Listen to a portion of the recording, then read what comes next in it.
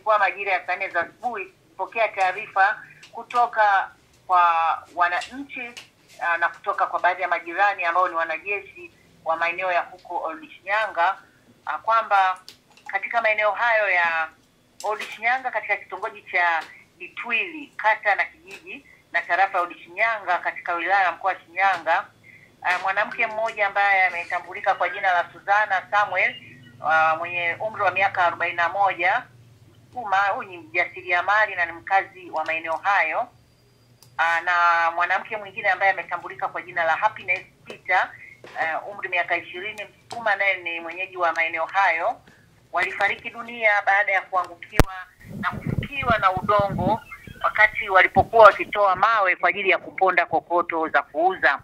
Ina maana walikuwa katika shughuli zao za kawaida za kujitafutia kipato chao. Chanzo cha tukio hili kwa mujibu wa mashuhuda na kwa mujibu wa upelelezi wetu wa awali ni kutokuchukua tahadhari ya kuingia kwenye shimo walimokuwa wanahitaji kutoa mawe hayo, hivyo wakafukiwa na hicho kifusi. Miili ya marehemu imehifadhiwa katika hospitali ya Manispaa ya Shinyanga kwa ajili ya kusubiri utabibu wa uchunguzi. Wanachimba tu kienyeji, na yale mashimo wanachimba kwa kama wanatafuta madini, wanachimba mashimo ya fonka. Yaani fonka wanachimba, wanaenda kuchokonoa mbele kule, linaonekana kuwa gema juu yake. Katika likao limewafukia.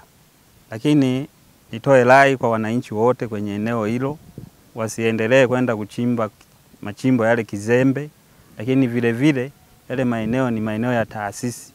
Wanaenda kwa kuiba tu kwenda kuchimba lile. Ombe na niwaombe wananchi wote wasiendelee kutumia yale maeneo kutafuta yale madini ujenzi kama mawe na kokoto, kwa sababu ni maeneo hatarishi.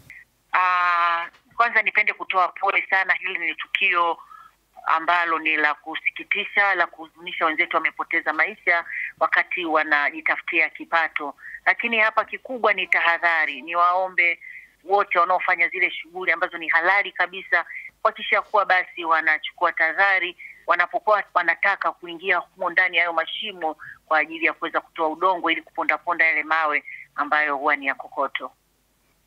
Kwamba tutaendelea kushirikiana na wenzetu wa madini kwenda maeneo hayo kwa ajili ya kutoa elimu, kuzungumza na wananchi hawa ambao wako vizuri kabisa kwa ajili ya kujipatia kipato.